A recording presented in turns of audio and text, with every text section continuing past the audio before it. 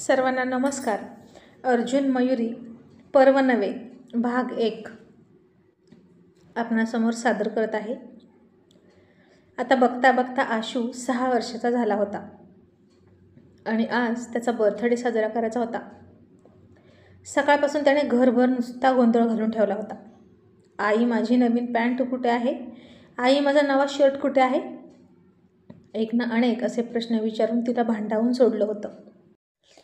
ती म्हणाली, आशू मी तुला सगळं काढून देते, पण तू फक्त एका जागी बस, नाहीतर आता फटका खाशील. तरीही आशू शांत बसत नव्हता आणि तो आसावरीला उठवायला गेला आणि म्हणाला, तुला माहीत आहे का आज काय आहे? आसावरी म्हणाली, हो, काकांनी मला सांगितलं तुझा बर्थडे आहे. आणि काकी म्हणाली की ती तुझ्यासाठी केक बनवणार आहे. इतक्यात लता तिथे आली आणि आसावरी तिला म्हणाली, काकी तू केक बनवणार आहेस ना आशूसाठी? लता म्हणाली, हो बनवणार आहे, पण आत्ता तुम्ही दोघेही आंघोळ करून घ्या बरं. आशू चल मी तुला आंघोळ घालते. आशू म्हणाला, काकी नको, मी मोठा आहे आणि आता माझी मी आंघोळ करतो. मयुरी तिथे आली आणि म्हणाली, आशू निदान आज तरी माझ्या किंवा लता काकीच्या हातून आंघोळ कर. आशू म्हणाला, नको, मला लाज वाटते मुलींच्या हातून आंघोळ करायची. मयुरीने डोक्यावर हातच मारून घेतला आणि म्हणाली, काय तरुण मुलासारखा नखरा करतोय काय माहीत. आशू म्हणाला, मग काका आणि बाबा कसे एकटे एकटे आंघोळ करतात, ते नाही अशी कुणाकडून आंघोळ करून घेत.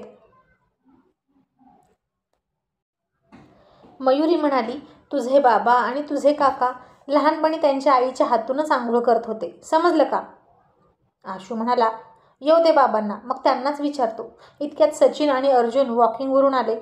आता पोट थोडं थोडं सुटत होतं ना, म्हणून आता व्यायामाची कास धरली होती दोघांनी. आणि ते आल्या आल्या अर्जुनकडे आशू गेला आणि म्हणाला, बाबा तुम्ही लहानपणी तुमच्या आईकडून आंघोळ करत होता का? आणि आता हा रोजचा वादाचा विषय झाला होता मायलेकरांचा. आणि अर्जुनराव विषय समजून घेत चावटपणा करत म्हणाले, आशू मी तर अजूनही तयार आहे आईच्या हातून आंघोळ करायला, पण बेटा कोण घालत नाही रे मोठा झाल्यावर आंघोळ. तू नशीबवान आहेस तर घे ना आंघोळ करून. आशू म्हणाला, पण बाबा आई नको, तुम्ही आंघोळ घाला. अर्जुन म्हणाला, का? आणि आशू म्हणाला, तुम्ही आणि मी सारखे सारखे आहे ना म्हणून. आता अर्जुनला थोडं हसायला आलं आणि तो म्हणाला, तुला कोणत्या कोणत्या बाबतीत तू आणि मी सारखा दिसतो रे? आणि आता मयुरी आणि लता तिथून निघूनच गेल्या, कारण या बाप लेकांची ही असली मार्मिक प्रश्नोत्तरे सुरू झाली म्हणजे काहीतरी अति उच्च टोकाचा चावटपणा होतच होतो. आणि आशू म्हणाला, बाबा तुम्ही उभा राहून गाणं म्हणताना तसंच मी पण उभा राहून गाणं म्हणतो.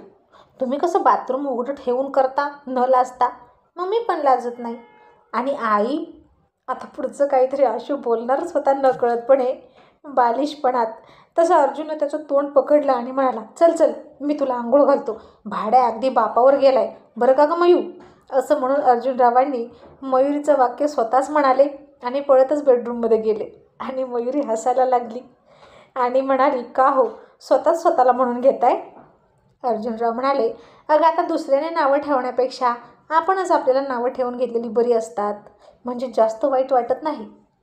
आता मी याला आंघोळ घालतो, तू नको टेन्शन घेऊ.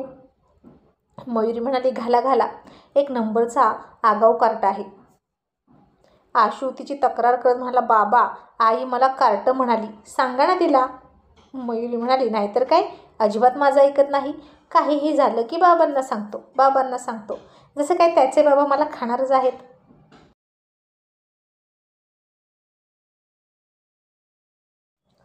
अर्जुनराव म्हणाले, खाल्लं असतं गं, पण संध्याकाळचं काय करू? संध्याकाळी पुन्हा आठवण येते आणि सगळे वांदे होऊन बसतात.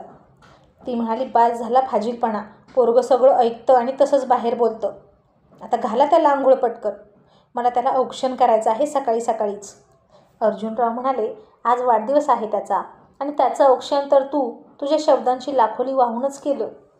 चांगली आरतीच केलीस की त्याची, आणखीन कसलं औक्षण करतेस? ती म्हणाली, अर्जुनराव बोलत बसू नका, पटकन आंघोळ घाला आणि पाठवा त्याला बाहेर. आणि आशू म्हणाला, मग तू जा ना तिकडं, बाबा दरवाजा लावून घ्या हो. असं तो फार वाकडं तोंड करत म्हणाला.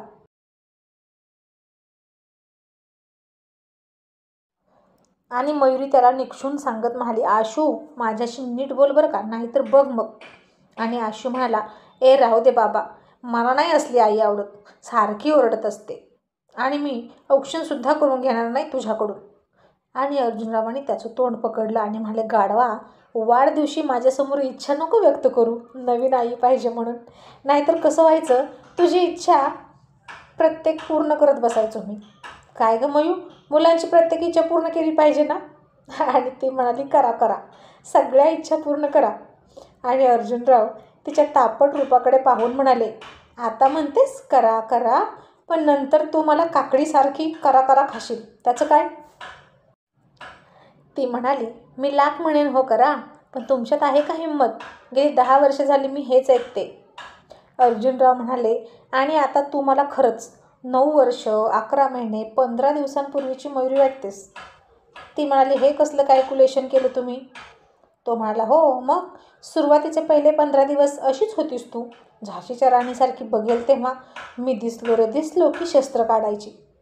आणि नंतर मात्र किती लाजून सोज्वळपणे संसार केलास, आणि आत्ता का अशी सतत पदर खोचून भांडायला तयार असतेस?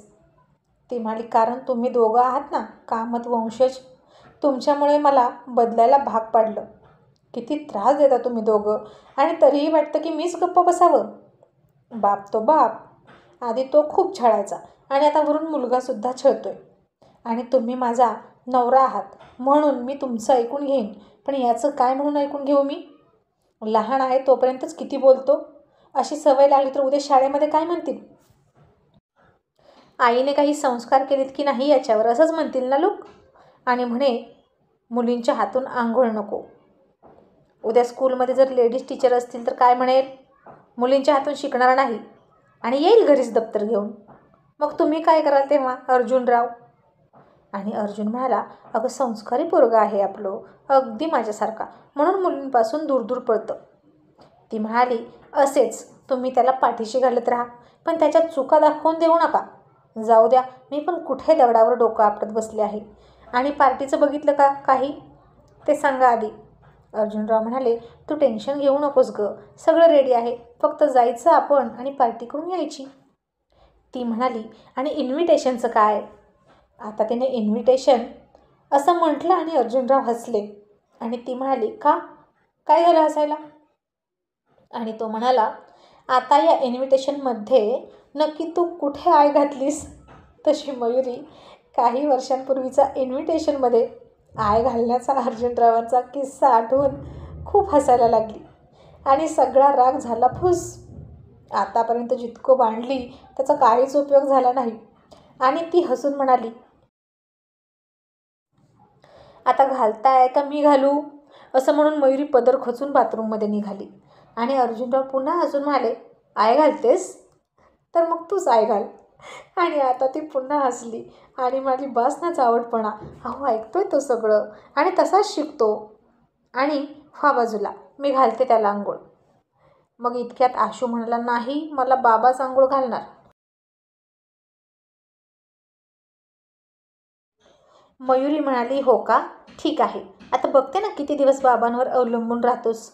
आशू म्हणाला, बघ बघ, माझे बाबा मला रोज आंघोळ घालतील, हो की नाही हो बाबा?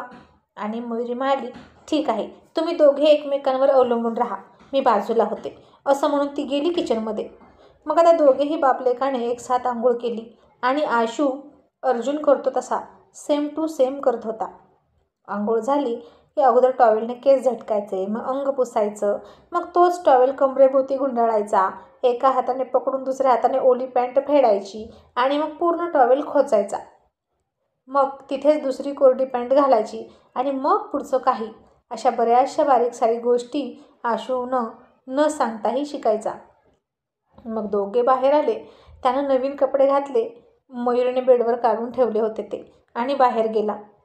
आशू म्हणजे ना अगदी स्वावलंबी मनुष्य, स्वतःचं कुठेच काही नडू देत नव्हता, सगळं काही स्वतः करायला बघायचा. मग मयुरी पुन्हा आत आली आणि आता अर्जुनरावांनी तिच्या हाताला पकडलं आणि म्हणाला, बायको, मगाशी काय म्हणत होतीस ग तू?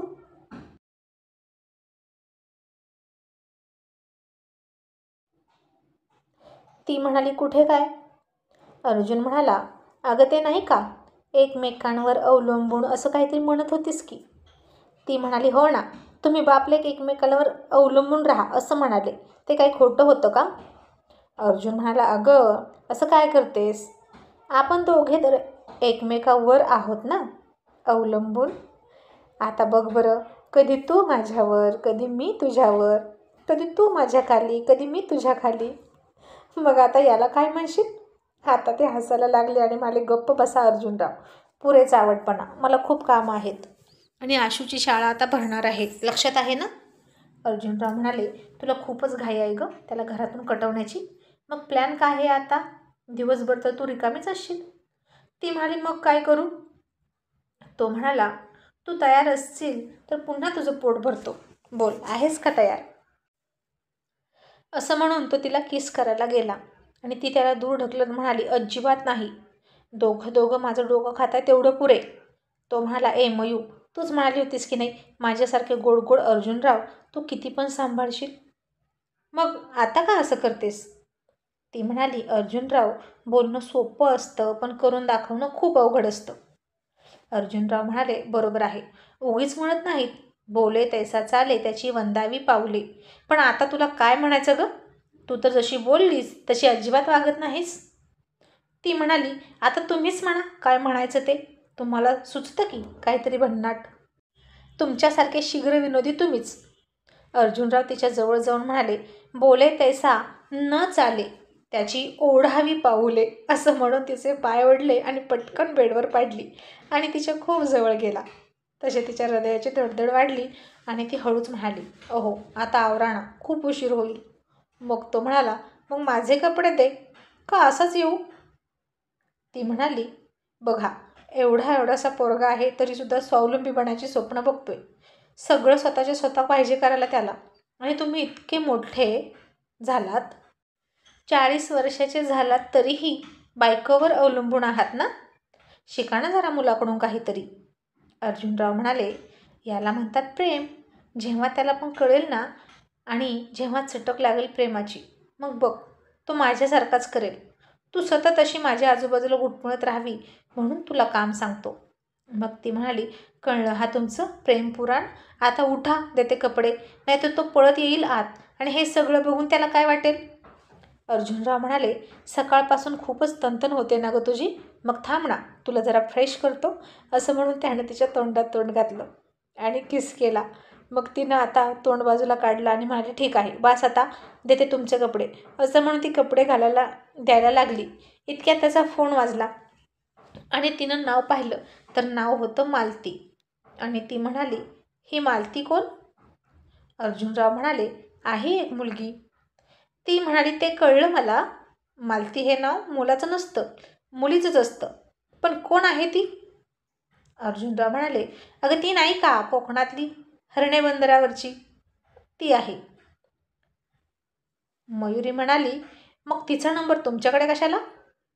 तो थोडा नरमाईनं म्हणाला, अगं आम्ही सतत जातो ना तिथं, मग तीच आमची सोय करते, आम्ही तिच्याकडेच राहतो.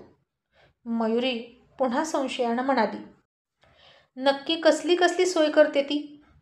आणि अर्जुनराव म्हणाले, कसली कसली म्हणजे सगळीच सोय करते. मयुरी पुन्हा भोवया उंचावून म्हणाली, अच्छा, सगळीच सोय करते का? मग त्यामध्ये काय काय असतं? आणि आता अर्जुनराव बायकोसमोर पहिल्यांदाच थोडे गडबडले आणि म्हणाला, तू पण काय विचारत बसलीस, दे ना पटकन, आता नाही का उशीर होत?